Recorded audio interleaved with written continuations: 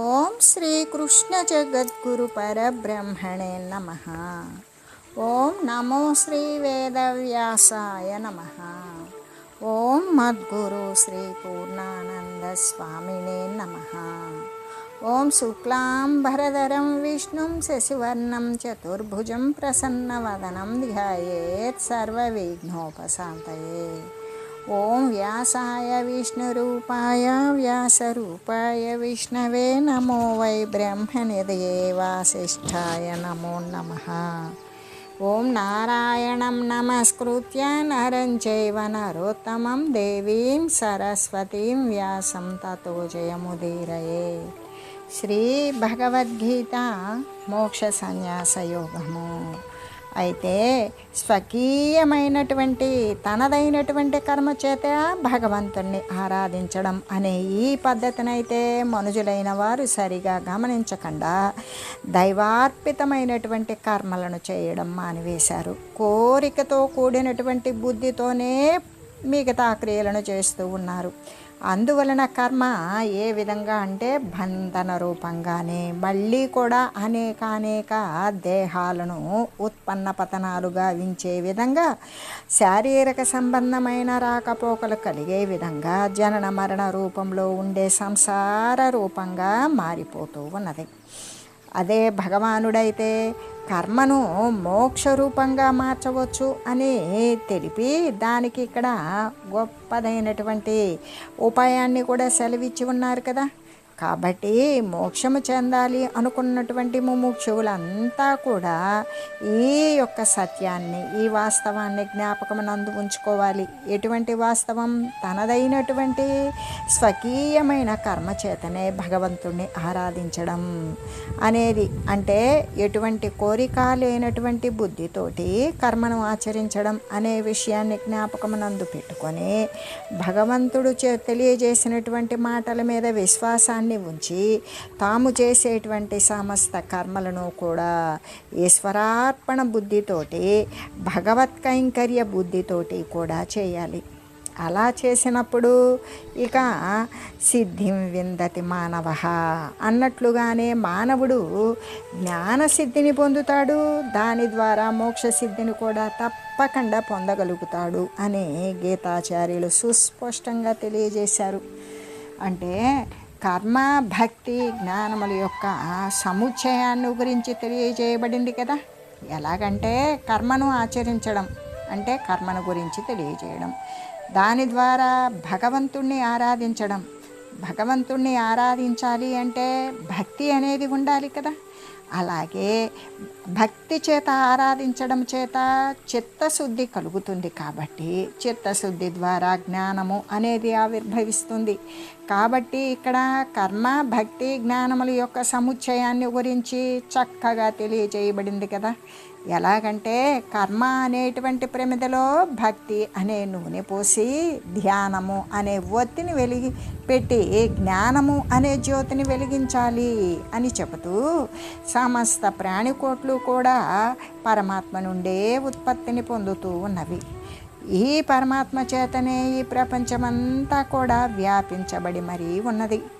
ఇక జీవుడు మోక్షసిద్ధిని స్వకీయమైనటువంటి కర్మ చేతనే భగవంతుణ్ణి ఆరాధించినట్లయితే మోక్షసిద్ధిని పొందుతాడు.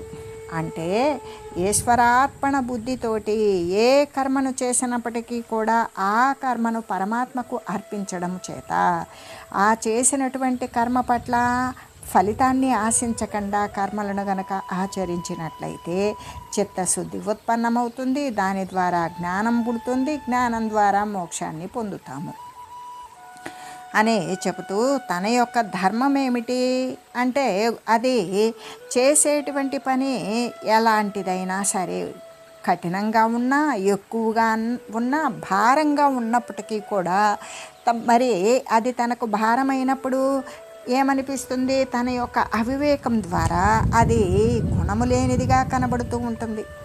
ఇంకా కూడా అది సగమే అనుష్ఠింపబడినప్పటికీ కూడా, మొత్తం చేయలేక సగమే చేసినప్పటికీ కూడా అది గొప్పదే అవుతుంది. దేనికంటే చక్కగా అనుష్ఠానం చేసినటువంటి ఇతరుల ధర్మం కంటే కూడా, సునాయాసంగా కనపడేటువంటి ఇతరుల యొక్క కర్మల కంటే కూడా తను సగమే చేసి వదిలేసినా కూడా గుణము లేనిదానిగా కనబడిన తనదైనటువంటి తన స్వకీయమైనటువంటి కర్మ ఆచరణ ధర్మం ఏదైతే ఉన్నదో అదే కదా శ్రేష్టమైనది. స్వభావము చేత ఏర్పడిన తన ధర్మానికి తగినటువంటి కర్మను కనుక చేస్తూ ఉన్నట్లయితే మనుజుడైన వాడు అసలు పాపాన్ని పొందనేరడు. అంటే స్వకీయ కర్మ లేక తన ధర్మాన్ని ఆచరించడం అనేటువంటిది తనదైనటువంటిది.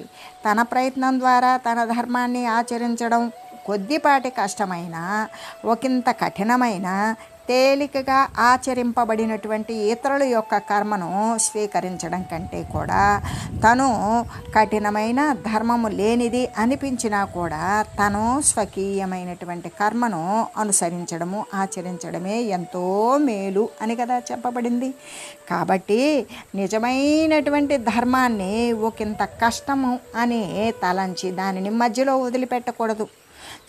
ఎందుకు అంటే స్వకీయమైనటువంటి కర్మను ఈశ్వరార్పణ బుద్ధితో చేసినట్లయితే ఇక మనుజుడు ఎటువంటి పాపాన్ని కూడా పొందకుండా ఉంటాడు. లేకపోతే ఇక్కడ స్వధర్మము అన్నారు కదా, స్వధర్మము అంటే ఆత్మకు సంబంధించినటువంటి ధర్మము అని కూడా చెప్పవచ్చు. ఆత్మచింతన మొదలైనటువంటివి, ఆత్మ ధ్యానము మొదలైనటువంటివి ఒకంత ప్రయాసగా కష్టంగా తోచినప్పటికీ కూడా పరధర్మాలు ఏంటవి? దృశ్య వస్తు ధర్మాలు. ఇప్పుడు తన ధర్మం అనేటువంటిది కాకుండా పరధర్మాన్ని అనుసరించడం అనేటువంటిది జీవుని యొక్క ధర్మం ఏమిటి? ఆత్మచింతన చేయడం, ఆత్మధ్యానం చేయడం, పరమాత్మతత్వంతో ఏకీకృతం కావడమే తనదైనటువంటి ధర్మం. అది ఒకంత ప్రయాసగా తోచినప్పటికీ, కష్టంగా అనిపించినా కూడా ఇతరుల ధర్మం ఏంటి? పరధర్మం అంటే తనది కాదు ఆ ధర్మం. తను జీవుడు, తాను పరమాత్మ వస్తు సంబంధమైనటువంటి వాడు. కానీ ఇక్కడ పరధర్మాలు అంటే దృశ్య వస్తు ధర్మాలు. ఈ దృశ్యమాన ప్రపంచంలో ఉండేటువంటి వస్తువుకు సంబంధించినటువంటి ధర్మాలు ఏవైతే ఉన్నావో, లేకపోతే దృశ్య వస్తువులను గురించి చింతించడము, విచారించడము, సేకరించడము, అనుభవించాలని చూడడము, ఇవన్నీ కూడా గ్రహించడం కంటే తనది అయినటువంటి ధర్మం ఏంటి? ఆత్మచింతన, ఆత్మధ్యానం అనేటువంటిది ఒకంత కష్టమైన, అదే దృశ్య సంబంధమైన విషయాదుల కంటే ఎంతో మేలు. ఎలాగంటే ఆత్మచింతన, ఆత్మధ్యానము మొదలైనటువంటివన్నీ కూడా జీవునికి తనదైనటువంటి ధర్మం. అదే కదా స్వకీయమైనటువంటి కర్మము. ప్రారంభంలో అది కొద్దిగా కష్టంగానే తోస్తుంది, చివరకు అది అంతము లేనటువంటి సుఖాన్ని ప్రసాదిస్తుంది, అనంత సౌఖ్యాన్నే ఇస్తుంది. దృశ్య వస్తువులు అనేటువంటివి అవి తన ధర్మమైనవి కావు. తన ధర్మం ఏంటది అంటే ఆత్మచింతన, ఆత్మధ్యానము అనేది తన ధర్మం, స్వధర్మం. అదే పరధర్మంలో ఉన్నటువంటి దృశ్య వస్తువులన్నీ కూడా పరధర్మానికి సంబంధించినవి. అవి ప్రారంభంలో ఎలా ఉంటాయి అంటే సుఖవంతాలుగా తోస్తాయి, సౌకర్యవంతాలుగా ఉంటాయి, ఎంతో ప్రియంగా, ఇష్టంగా, రుచికరంగా కనబడతాయి. చివరకు అవన్నీ కూడా పరమ దుఃఖాన్ని కలగజేస్తాయి. కాబట్టి పరధర్మం కంటే కూడా స్వధర్మమే మేలు అని చెప్పబడుతూ ఉంటుంది. ఎందుకు అంటే స్వధర్మాన్ని ఆచరించినటువంటి వాడు తన స్వంత సదనాన్ని చేరుతాడు. పరధర్మాన్ని ఆశ్రయించిన వాడు ఎల్లప్పుడూ అతిథిలా వస్తూ పోతూ ఉంటాడు. కానీ వాడికి ఒక స్వంత సాధనము అనేది లేదు.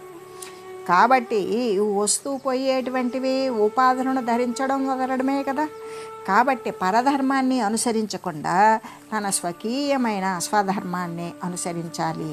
అదే హితము చేస్తుంది, జీవునికి శ్రేయస్సును కలిగిస్తుంది అని చెబుతూ జీవునకు ఏ కర్మము ఏ ధర్మము శ్రేష్టంగా ఉంటాయి అంటే ఒకంత కష్టంగా తోచినప్పటికీ కూడా మనదైనటువంటి స్వధర్మము, స్వకీయ కర్మమే శ్రేష్టమైనది కదా.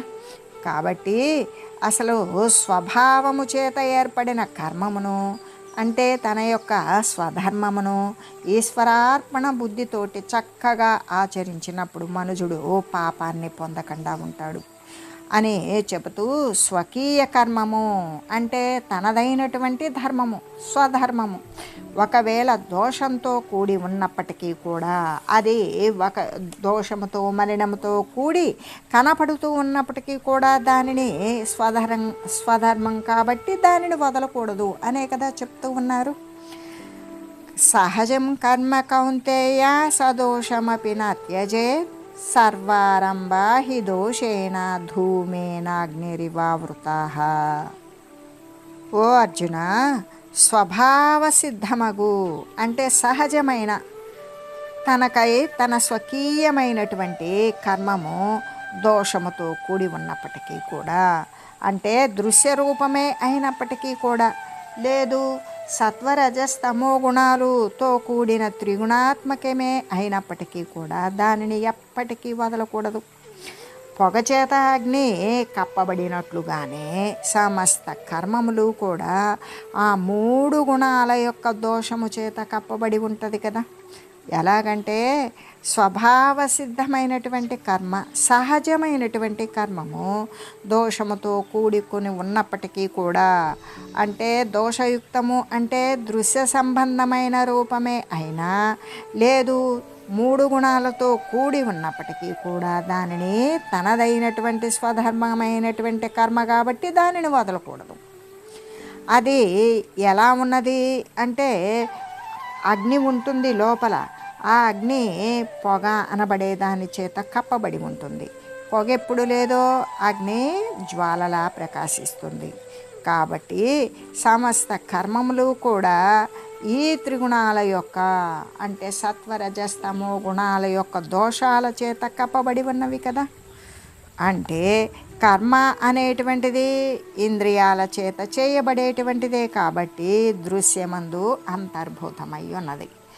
ఏ దృశ్యమైతే చూస్తూ ఉన్నామో, కనబడుతూ ఉన్నదో దాని యందు ఈ కర్మ అనేటువంటిది కూడా దానికి సంబంధించిన విషయమే, దాని యొక్క దృశ్యానికి అంతర్భూతమైన దృశ్యంలో విషయమే కర్మము అనేది కూడా. మరి అటువంటి కర్మము దృశ్యానికి సంబంధించినటువంటి ఈ యొక్క ఇంద్రియాదుల చేతనే, అంటే ఈ కరచరణాది అవయవాలతో కూడినటువంటి కళేబరము చేతనే చేయబడుతూ ఉంటుంది. కాబట్టి ఈ కర్మము అనేటువంటిది అంతా కూడా దృశ్యంలోని భాగమే కదా. అంటే ఈ సత్వరజస్తమో గుణాలతో కూడుకొని ఉన్నటువంటి త్రిగుణాత్మకమైనది, అంటే మాయ యందు వర్తిస్తూ ఉంటుంది, ప్రకృతి యందు కనబడుతూ ఉంటుంది. కాబట్టి దోషేణ అని చెప్పబడింది. ఏ విధంగా అంటే, కాబట్టి ఆత్మకాని దోషము, దృశ్య రూపమగు దోషము, త్రిగుణాత్మకమైన దోషము ప్రతి కర్మయందు కూడా ఉన్నవి. ఎలాగంటే ఆత్మ కాని దోషము అంటే ఆత్మకి సంబంధించినది కాదు, ఆత్మతత్వం వేరు. దోషము అనేది దృశ్య పదార్థానికి సంబంధించినటువంటిది. కాబట్టి ఆత్మ కానటువంటి దోషము, దృశ్యరూపమైనటువంటి మనకి ప్రాపంచక సంబంధమైన జగద్వస్తు రూపంలో ఉన్నటువంటి పదార్థ రూపమైనటువంటి దోషము, ఆ దోషము సత్వగుణంతో కూడుకొని ఉంటుంది, రజోగుణంతో కూడుకొని ఉంటుంది, తమో గుణముతో కూడుకొని ఉంటుంది. 3 గుణాలతో కూడుకొని ఉండేది కాబట్టి త్రిగుణాత్మకమైనటువంటి దోషము ప్రతి కర్మయందు కూడా, కర్మ అంటే అది ఏదో ఒక గుణానికో లేదా 3 గుణాలకో లోబడే ఉంటుంది. కాబట్టి అందుచేతనే మనకేమని చెప్పారు అంటే, సర్వారంభాహి అంటే సమస్త కర్మలు కూడా అని చెప్పబడింది. ఈ సమస్త కర్మలు 3 గుణాల చేత ఉండడం కానీ ఏదో ఒక గుణము చేత అయినా సరే ఆవరింపబడి ఉంటుంది అని చెప్తూ, కాబట్టే పొగ చేత అగ్ని కప్పబడి ఉండునట్టుగానే అగ్ని ఎలా ఉంటుంది, జ్వాజ్వల్యమానంగా ప్రకాశించేటువంటి అగ్ని అలాగ మండడం లేదు. అంటే పొగ ద్వారా అది పొగ అడుగున ఉంటుంది, పొగ లేకపోతే అగ్ని కనపడుతుంది. మరి ఉత్త పొగే వస్తుంది కదా, లోపల అగ్ని లేదా అంటే అగ్ని లేకుండా పొగ రాదు. పొగ వల్ల అగ్ని కనబడదేమో కానీ అగ్ని లేకుండా పొగ రాదు కదా. అలాగే సమస్త కర్మలు కూడా ఇవన్నీ దృశ్య రూపాలే కదా. ఆ సమస్త కర్మలు దృశ్య సంబంధమైన రూపాలే కాబట్టి ఈ దృశ్య రూప దోషము చేత కప్పబడి ఉన్నవి.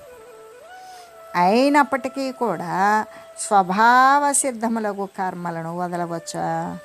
వదలకూడదు.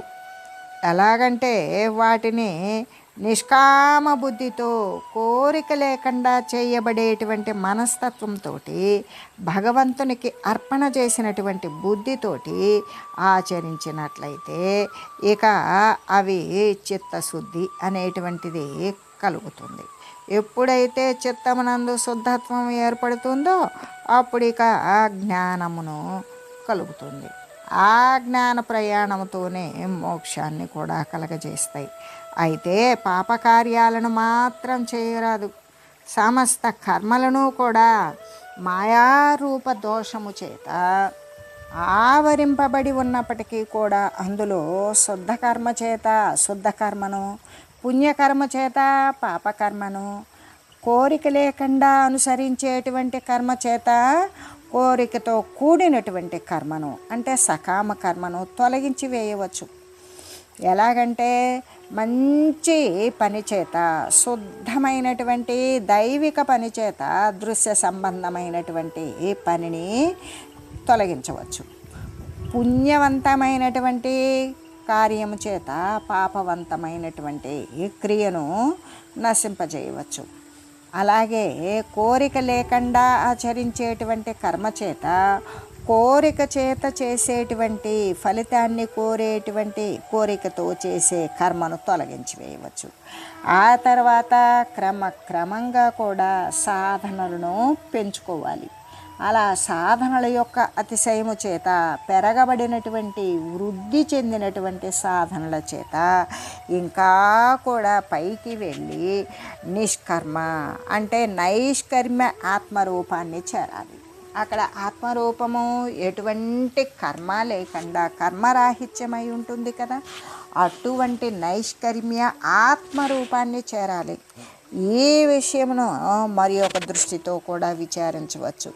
ఎలాగంటే ఇప్పుడు వారు చేసేటువంటి కొన్ని కార్యాలయందు పంచశూనములు అనబడేటువంటి అనివార్య దోషాలు ఏర్పడుతూ ఉంటాయి. వాటిని ఇంకా అటువంటి ఈ పంచమహాపాతకాలు, పంచశూనములు మొదలైనటువంటి నివారించలేనటువంటి దోషాలు మనకి జరుగుతూనే ఉంటాయి.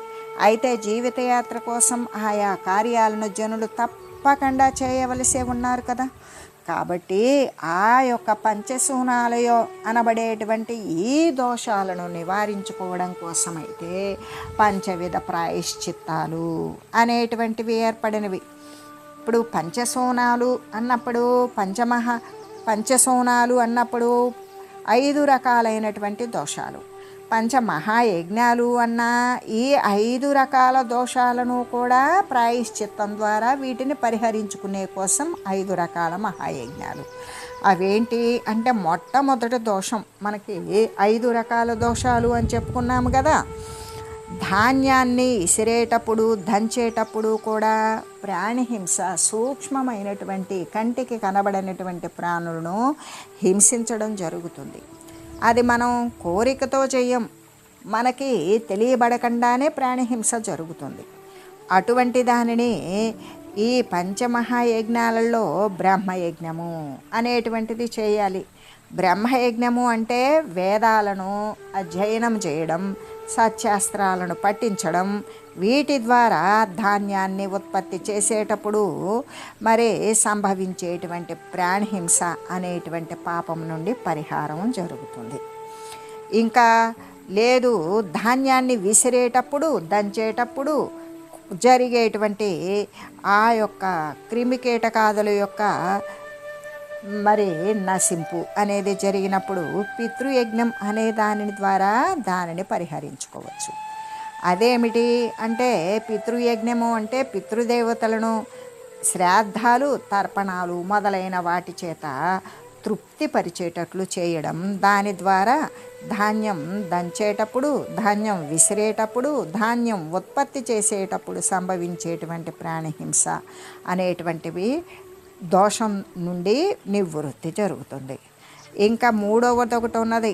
అదేంటి? కట్టెలు నరికేటప్పుడు, వాని చేత వంట వండేటప్పుడు కూడా ఇక్కడ మనం సూక్ష్మమైనటువంటి అణువంత క్రిములు నశించిపోతూ ఉన్నవి అన్నప్పుడు కట్టెలు నరికినా అంటే చెట్లు అన్నీ కూడా నరికివేస్తూ ఉంటాం కదా, వాటిలో ఉన్న సూక్ష్మజీవులన్నీ చచ్చిపోతూ ఉంటాయి కదా, కాలిపోయి మనం వంటకి ఇంధనంగా కట్టెలు పొయ్యిలో పెట్టి మండించినప్పుడు.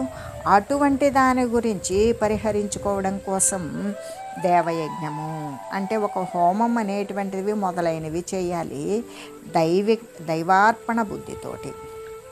ఇక నాలుగోది, నీళ్లు తెచ్చుకునేటప్పుడు నీళ్ళల్లో ఉండేటువంటి సూక్ష్మక్రిములను నీళ్లు కాచేటప్పుడు చంపేస్తూ ఉంటాం.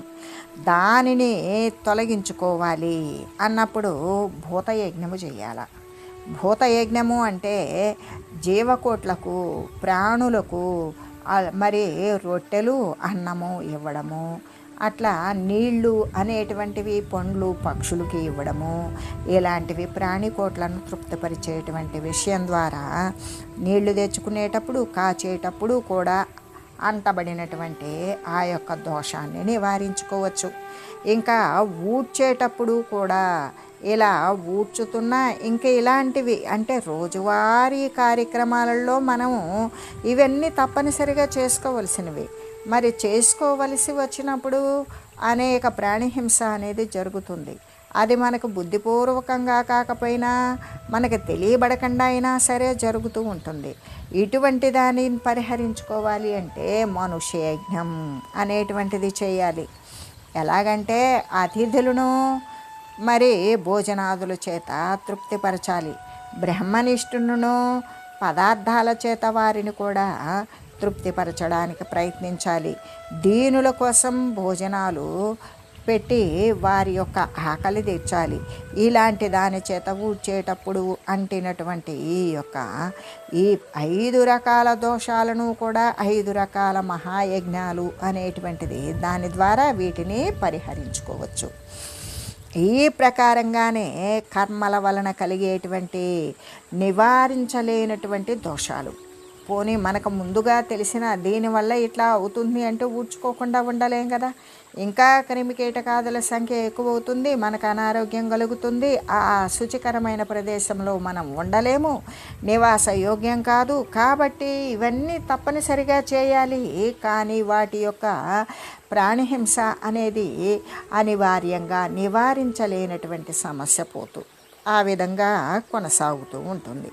కాబట్టి అటువంటి నివారించలేనటువంటి దోషాలను పుణ్యకార్యాల చేత, కోరికలు లేకుండా అనుసరించేటువంటి కార్యాల చేత మాత్రమే తొలగిపోతాయి అని చెబుతూ, ఇంకా ఇంతే కాదు, ఆత్మతత్వ విచారణ చేయాలి.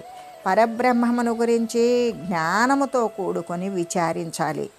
ఆత్మను గురించి, పరమాత్మ తత్వాన్ని గురించి ధ్యానము మొదలైనవన్నీ కూడా మహా ఉన్నతమైన పవిత్ర కార్యాల చేత జీవుల యందు ఉన్నటువంటి ప్రకృతి దోషాలు అన్నీ కూడా లెస్సగా తుడిచిపెట్టుకొని పోతాయి.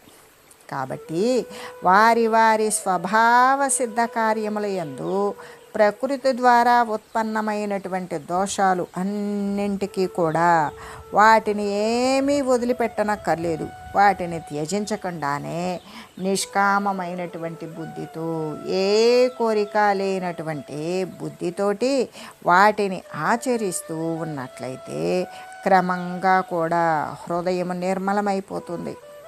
జీవునకు జ్ఞానప్రాప్తి ఎప్పుడైతే హృదయం నిర్మలమైందో ఆ జీవునికి జ్ఞానము అనేటువంటిది ప్రాప్తిస్తుంది. ఇక ఉత్తమమైనటువంటి బ్రహ్మపద ప్రాప్తి అనేది కూడా సిద్ధిస్తాయి అని చెబుతూ, ఆసక్తి బుద్ధి సర్వత్రా జితాత్మ విగత స్పృహ నైష్కర్మ్య సిద్ధిం పరమాం సన్యాసేనాధిగచ్చతి. సమస్త విషయాలయందు కూడా తగులుబాటును పొందనటువంటి, అంటే ఏమాత్రము ఆసక్తి లేకుండా, కోరిక లేకుండా, సంగము లేకుండా ఉండేటువంటి బుద్ధి కలిగినటువంటి వాడు మనస్సును జయించేస్తాడు. అలా మనస్సును జయించినటువంటి వాడికి కోరికలు ఉంటాయా? ఉండవు. అలా కోరికలు లేనివాడు అయిన మనుజుడు వాని యొక్క జ్ఞాన మార్గము చేత సంఘాన్ని త్యజిస్తాడు. అలా సంఘత్యాగము చేత, జ్ఞాన మార్గము చేత కూడా సర్వము కంటే కూడా ఉత్కృష్టమైన నిష్క్రియమైనటువంటి ఆత్మస్థితినే పొందుతూ ఉన్నాడు అని తెలియజేస్తూ, ఓం మంగళం పావన గీతామాత, జయ మంగళం భక్తజనావని బంధ విమోచనే, భవభయహారిణి భవ్యదాయిని మంగళం. ఓం మంగళం శ్రీ కురుక్షేత్ర రణక్షోణి విహారిణే, పార్థసారథిరూపాయ గీతాచార్యాయ మంగళం. ఓం మంగళం.